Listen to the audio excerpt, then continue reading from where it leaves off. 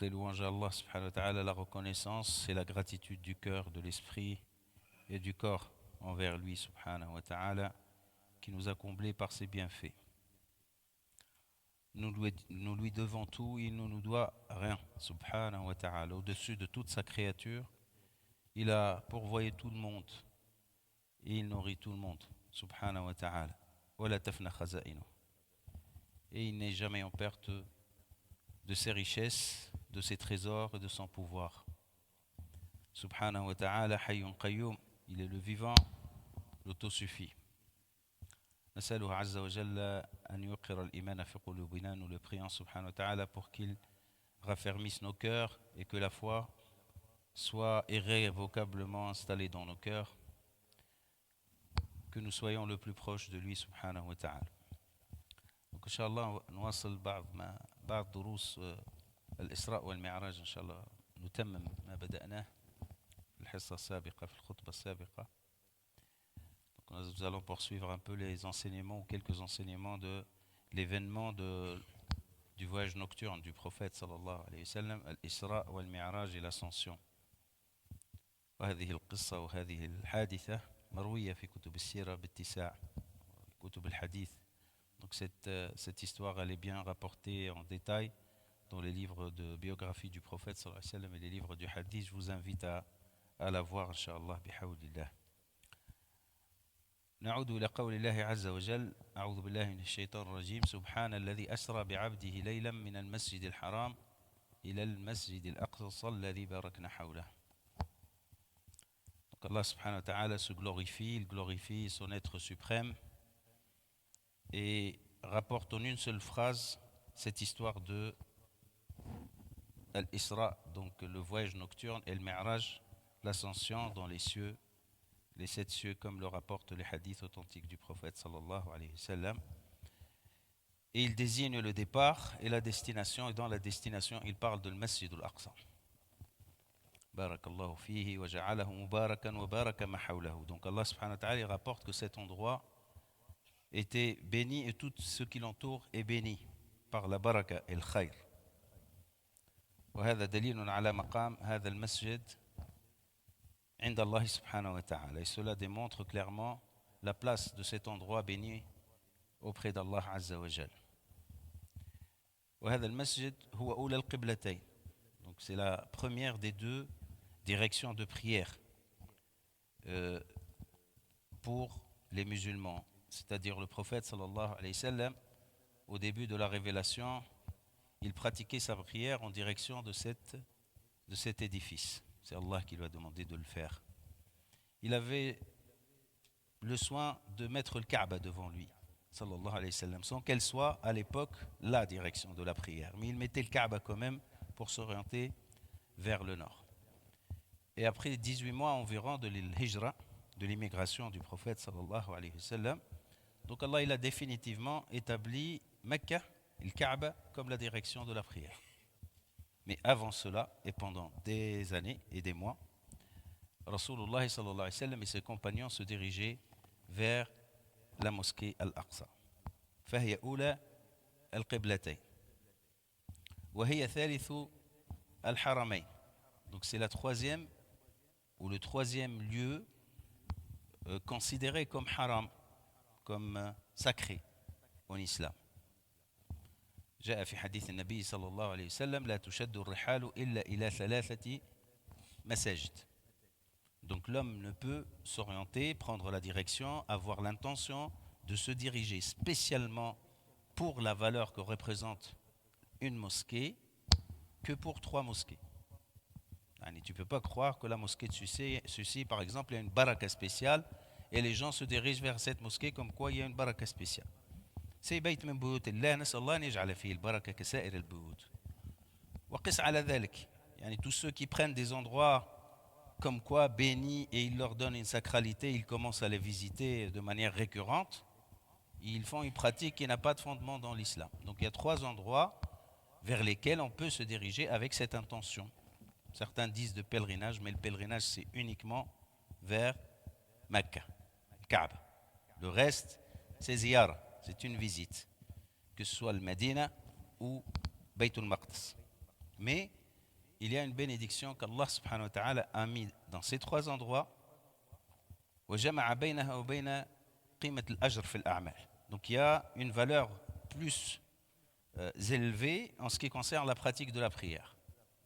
À la mosquée sacrée de Masjid al-Haram de Kaaba, Mecca, donc 100 000 fois la valeur d'une prière ordinaire, normale.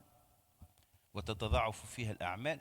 Les œuvres sont multipliées, أعمال البر, de bienfaisance sont multipliées, comme les erreurs, qu'Allah nous préserve. Donc il faut faire très attention quand on est à ces endroits-là d'être le plus parfait possible et le plus droit possible. D'accord? Donc l'ajr, il est multiplié, les bonnes œuvres elles sont multipliées, et aussi les mauvaises œuvres, parce que si on ose faire du mal là-bas, ça veut dire que voilà, donc il y a un grand souci dans notre foi. Le Masjid al-Nabawi, as-salatu bi alfi salah. Donc la prière, elle en vaut 1000. لذلك نحرص على أن نكون على الصلوات كل الصلوات الفرائض والنوافل. ثم في المسجد الأقصى كما ذكر ربنا عز وجل ويقول فيه الذي باركنا حوله الصلاة ب500 صلاة. صلاة elle vaut 500 prières. وهذا من تعظيم المكان والمقام والإرث النبوي الذي جعله الله سبحانه وتعالى في هذه الليلة ليلة الإسراء والمعراج أحد آياته وعلاماته. Donc vous voyez ce lien qui est fait entre le Masjid al-Haram et le Masjid al-Aqsa, il était confirmé par quelque chose qui s'est passé lors de cette nuit-là. عندما صلى النبي صلى الله عليه وسلم بالأنبياء جماعة. Donc le prophète sallallahu alayhi wa sallam, il a fait la prière en groupe avec tous les prophètes, y compris les plus notables, les plus connus. Donc Ibrahim alayhi salam, Isa, Moussa, وصالح أنبياء الله سبحانه وتعالى عليهم كلهم صلوات الله وسلامه عليه.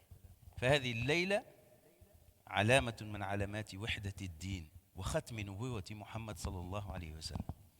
Donc il s'est passé quelque chose, une sorte d'inauguration hors du commun, donc qui a traversé le temps et l'espace pour dire que Din est un. وأن هذه أمتكم أمة واحدة وأنا ربكم فاعبدون. Ceci étant l'humanité, toute la umma, l'humanité est une umma. C'est la création d'Allah, c'est les enfants d'Adam dans notre foi de musulmans.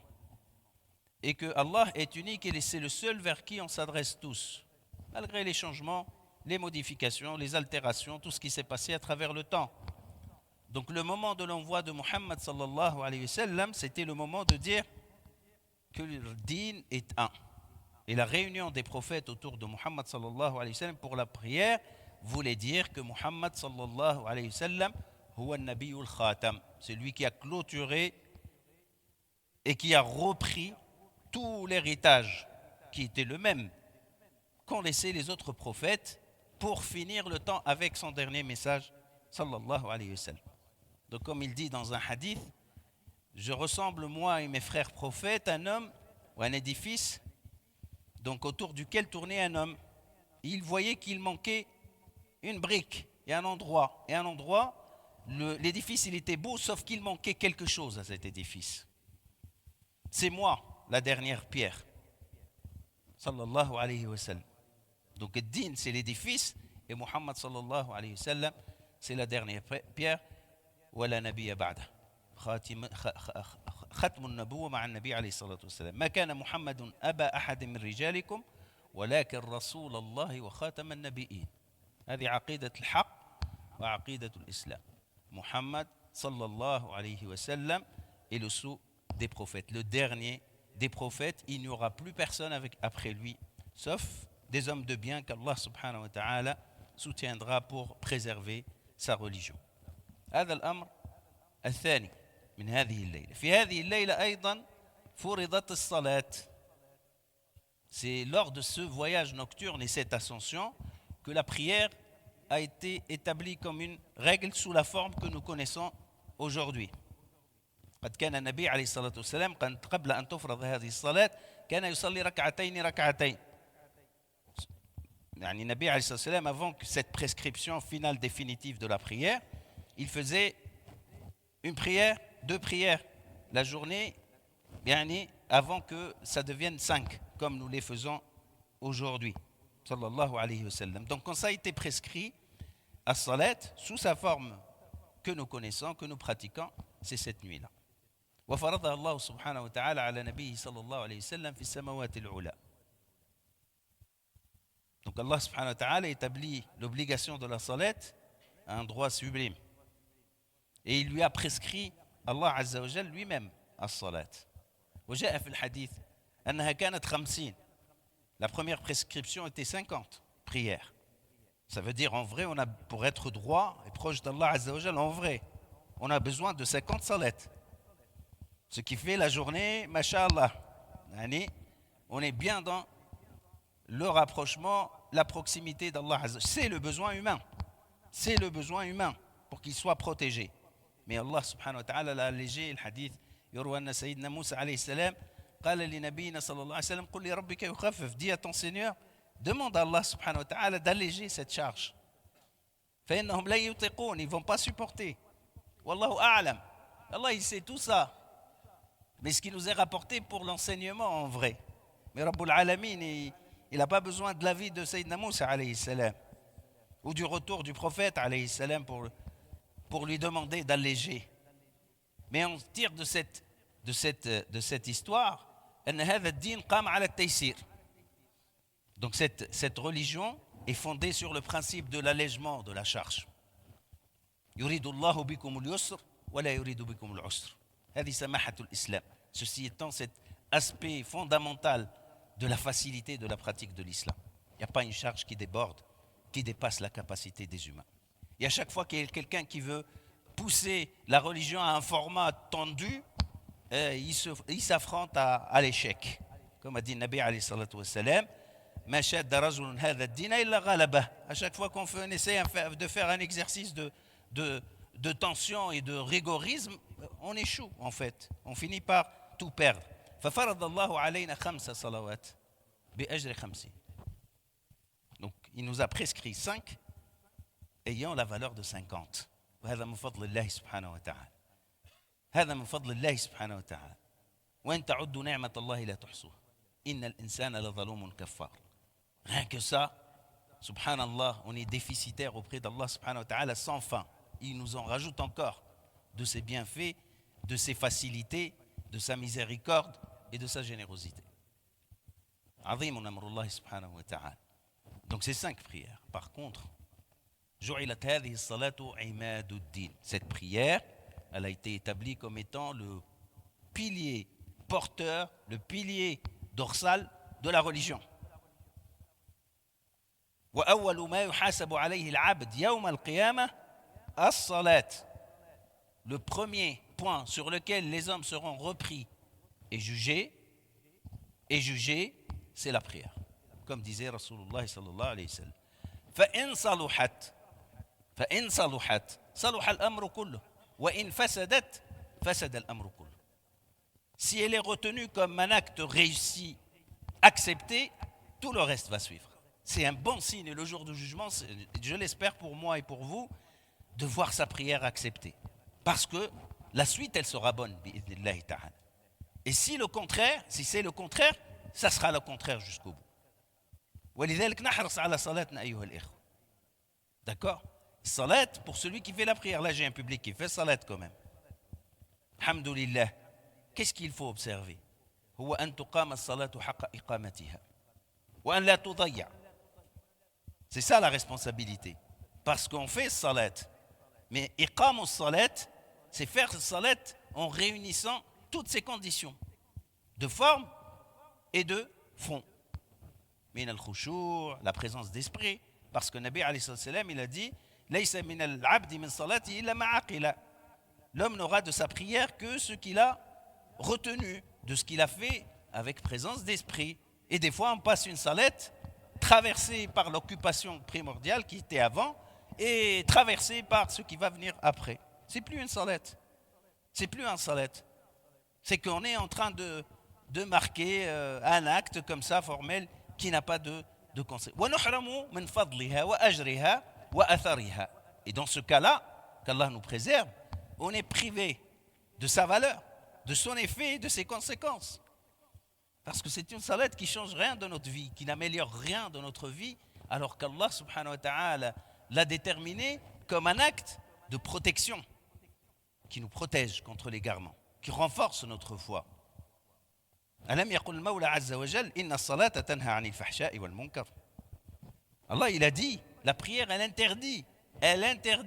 Comme disait l'imam Ibn Ashur, rahmatullahi alayh, la salat se dresse comme un gendarme dans le cœur du croyant pour lui interdire de dépasser ses limites. Celui dont la prière ne l'interdit pas de faire du mal, c'est comme il n'a pas fait de prière.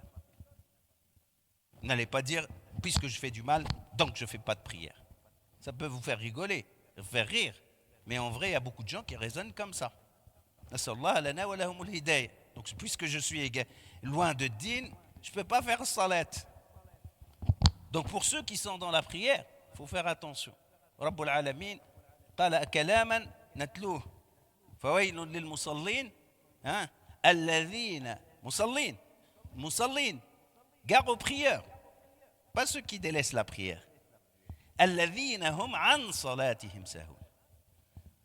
An salatihim sahun. Ceux qui négligent leur prière. C'est jamais à l'heure. Sans raison. Vous allez me dire, mais vous savez, din, on était en train de le dire. Din yusr. Din, c'est la facilité. Donc si tu as une contrainte, tu sais que tu es excusé. Négliger salat. Laissez passer le temps. On peut aller à la mosquée, mais on n'y va pas. Qu'est-ce qui t'empêche d'aller à la mosquée? Tu as tous les moyens. Tu as toute la facilité. Mais tu n'as pas la forme peut-être. C'est Allah subhanahu wa ta'ala qui te donne cette forme. Quand tu entends Nabi alayhi salatu wa salam dire qu'à chaque pas que tu fais pour aller à la mosquée, après avoir fait un bon wudu, une belle préparation pour la prière, Allah il t'élève d'un degré, t'efface un péché, il te rajoute une bonne action. Ça veut dire une bonne action. Chaque pas que tu fais, Allah il te prescrit, imagine les bonnes actions. Sadaqa. Tu as aidé quelqu'un, tu as appris un savoir, tu as retransmis une amana. Ce pas, il peut valoir une hasana de ce type-là, une bonne œuvre de ce type-là. On ne se rassure pas comme ça, illusoirement, ouais voilà, on fait salat. Tu n'as pas de mérite auprès d'Allah. Tu ne rends pas service à Allah avec ta salat. Sache ça aussi. Parce qu'il y a beaucoup de gens qui disent, Wallahi, haqq rabbi, c'est le droit d'Allah. C'est comme s'il s'acquitte d'un dû et puis il repart comme ça. C'est ce qui va te sauver à salat. Donc ça, c'est très important, mes chers frères. Puis après, en ce qui te concerne, tu dois réformer ta prière. Et que cette prière, elle doit avoir un effet sur ta vie. Du coup, la condition essentielle, c'est que tu sois présent d'esprit dans salat. Tu repars de ta salat avec des décisions, avec des résolutions, avec une détermination, avec un esprit, avec un moral qui t'aide à continuer ta journée, ta vie, de la manière la plus droite. Troisième chose, c'est d'appeler, d'éclaircir à ceux qui ne le savent pas. Parmi nos frères et sœurs, il y a beaucoup qui ne font pas salat. Leur conseiller, leur montrer par l'exemplarité. Il y a un frère qui s'est converti à l'islam, il m'a dit, par Allah, je détestais la religion avant, qui m'a conduit vers la prière, vous y pensez même pas. Un collègue de travail que j'ai vu ponctuel dans sa prière. Quand la prière, il m'a dit, quand sa prière, elle venait, il ne reconnaît plus personne. Il va faire sa prière. Et cette prière, je la voyais sur son visage, dans son discours et dans sa vie de tous les jours. Il m'a tout chamboulé, il m'a dit, dans ma tête. C'est là où j'ai découvert l'islam, à travers la ponctualité de quelqu'un par rapport à sa prière et l'exemplarité d'une personne qui fait la prière. Il faut faire attention. Il y a une amana envers nous-mêmes déjà. Et vous voyez, sans qu'on fasse attention, Allah subhanahu wa ta'ala éclaire la vie d'autres personnes, de nos proches, ou même des gens inconnus. Il y a même des gens inconnus. Le rappel.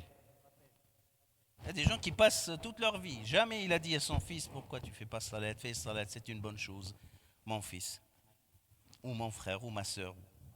C'est l'un des droits les plus essentiels que tu dois honorer envers tes proches, de leur rappeler l'importance de la salat, de les aider à faire salat. Parce qu'il y a des gens, ils trouveront des obstacles que vous ne pouvez pas imaginer pour ne pas faire la salat. الدعوة إلى الصلاة.